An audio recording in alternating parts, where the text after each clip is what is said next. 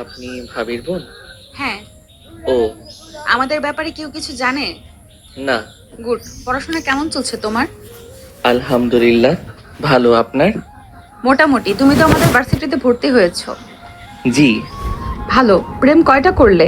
ধুর, কি বলেন? বাবা, এখনো লজ্জা পাও? ধুর, কই লজ্জা পেলাম?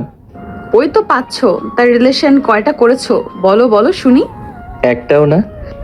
আয়নের কথা শুনে নদী অবাক হয়ে বলে, ওমা, কেন?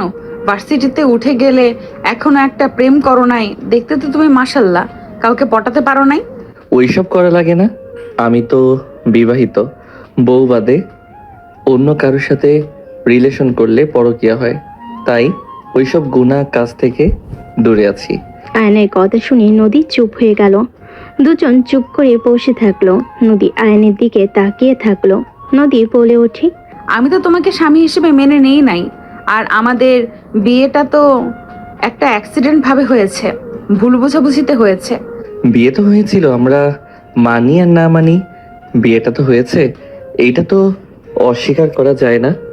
যাই হোক, ওইটা বাদ দেন, কেউ শুনে ফেললে সমস্যা হবে। আয়নের কথা শুনে নদী কিছুক্ষণ তাকিয়ে থাকলে আয়ন উঠে বলল, থাকেন দেখি, ভাবি কি রান্না করে। আমিও যাব। আয়ন রুম থেকে বের হয়ে রান্নাঘরে চলে গেল। আয়ন রূপার পাশে বসে বলল, ওয়াও, ভাবি আপনি পুরিও বানাতে পারেন?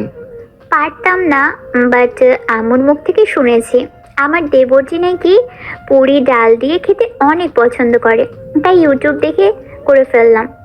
খেয়ে দেখেন কেমন হলো। আয়নকে পুডিং প্লেটে দিলে আয়ন খেতে লাগলো। নদী বলে ওঠে, আপু, কোনো সাহায্য লাগবে নাকি? না, পুরি খেয়ে দেখো কেমন লাগে। ভাবি অনেক মজা হয়েছে, নতুন নতুন অনেক ভালো করছেন। ধন্যবাদ ভাই আমার। রূপা নদীকে নিতে বলে নদী নিয়ে খেতে লাগলো। মাঝে মাঝে আয়নের দিকে আর চোখে দেখতে লাগলো। আয়ন বলে ওঠে, ভাবি আমি আর খাবো না, অনেক খেয়ে ফেলছি। আচ্ছা ঠিক আছে, পরে খাও। আয়ন হাত ধুয়ে চলে গেল। আয়ন খাটের উপরে শুয়ে থেকে ফেসবুকিং করতে লাগলো। 2 ঘন্টা পর নদী রুমে ঢুকলে আয়ন উঠে বসে বলল, কিছু বলবেন? আমাকে একটু ফোনে টাকা রিসার্চ করে নিয়ে এসে দিতে পারবে? কত টাকা? 200। নাম্বার দেন। নদী নাম্বার বলে আয়ন নাম্বার ফোনে তুলে নিল। নদী বলে ওঠে, আমি টাকা নিয়ে আসছি। আয়ন বিকাশ থেকে 300 টাকা পাঠিয়ে দিল। নদী দরজার সামনে ফোনে SMS আসলে নদী ফোন চেক করে আয়নের দিকে তাকিয়ে বলে, তুমি টাকা পাঠালে কেন? আমার বিকাশে ছিল, আর বাহিরে যাইতে পারবো না। আচ্ছা ওয়েট করো, আমি টাকা নিয়ে আসছি। আমি কি দোকানদার নাকি যে আমি টাকা নিতে যাব? তোমার টাকা তুমি নিবে না, এটা কেমন কথা? আমার কাছে টাকা আছে, লাগবে না। আমি তা শুনে কি করব?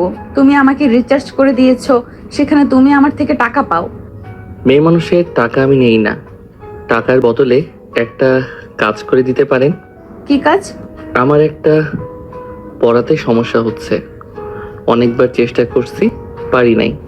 ওয়েট, টাকা নিয়ে আসছি, তারপর বুঝিয়ে দেব। নদী চলে গেলে আয়ন রুম থেকে বের হয়ে রূপাকে দেখে কাছে গেলে নদী টাকা নিয়ে দিতে যাবে। আয়ন বলে ওঠে, ভাবি ওনাকে আমি রিচার্জ করে দিয়েছি জন্য আমাকে টাকা দিয়ে অপমান করতে চাচ্ছে। আরে কি বলো? অপমান কেন করব? ছাড়, টাকা দিতে হবে না। টাকা পাবে, টাকা দিব না? ভাবি আমি বাহিরে যাচ্ছি। তাড়াতাড়ি পাশে এসো, আম্মু আসার আগেই। ঠিক আছে। আয়ন বাসা থেকে বের হয়ে গেল। নদী ডাক দিতে যাবে, তার আগে চলে গেল। রূপা বলে ওঠে, আরে বাদ দে, ওই টাকা দিবে না। আমি রিচার্জ নিয়েছি, টাকা না নিলে আমার টাকা ব্যাক নিতে বলে দিবে। আরে ও সবাইকে রিচার্জ দেয়, অনলাইনে কাজ করে টাকা যা পায় আমাদের কিছু না কিছু দেয়, রিচার্জ করে দেয়।